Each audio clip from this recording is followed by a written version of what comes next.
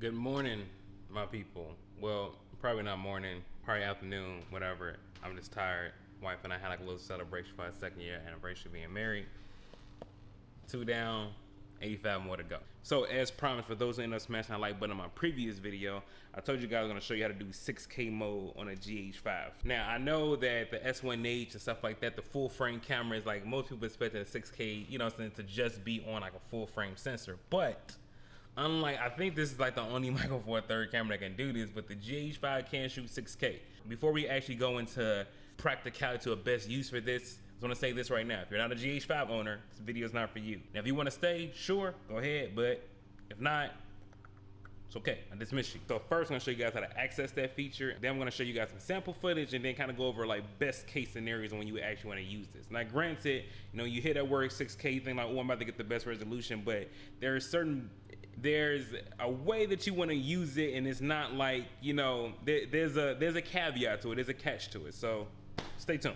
All right, so first what you wanna do is wanna go hit the menu button, go to movie mode, I'm gonna go to anamorphic 4x3 because again, it's a 4x3 sensor. You want to use the whole sensor, so it makes sense, right? Boom. Now here you're gonna see like you only see like a limited options, but make sure you scroll all the way up, and then you will start seeing the 6K options. Now the 6K is in 10-bit, but it's in 420. Does that really matter? No, but just letting you know it is in 10-bit. Select that. Change the recording. You're gonna hit yes. So after you do that, you want to back out. Go here to stabilizer. Go to anamorphic video, and you want to turn that off. You don't need that on. So when you get done, it's going to be a cropped image, but it's going to be 6K.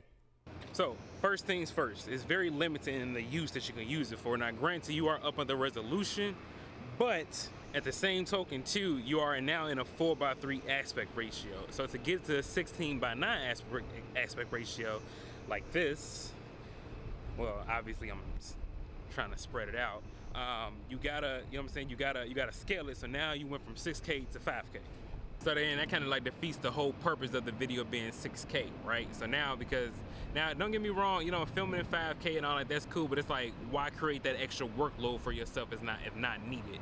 So that's like the first big main caveat that I see of actually using this mode. So right now what I'm gonna do is get some more test sample footage of 6K just to see how it looks when it's graded and everything with some sharpening and all that. Then I wanna give you guys my opinion on how you should use this best, on which platform you should use it on. Because out the gate, I would say I would not use this on YouTube. So let's get some more shots.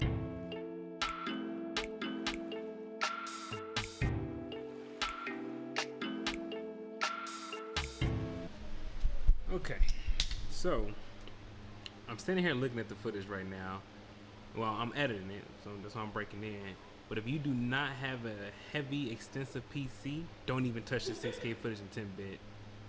Don't even do it to yourself. It's really graphic intensive. Just let me show you. Watch my audio meters, and actually just watch the frames per second meter on DaVinci Resolve. Check it out.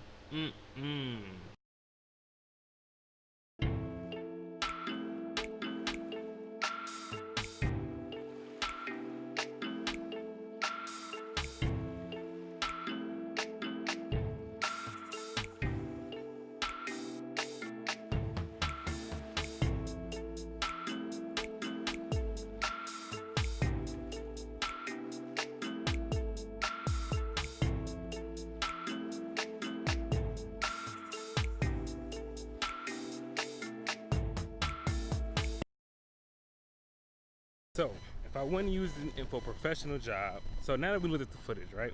And I said I wouldn't use it for a professional job, I wouldn't use it for YouTube. When the hell would I use 6K, and why the hell am I introducing it to y'all in the first place? I got you covered right here. I would use 6K specifically for Instagram.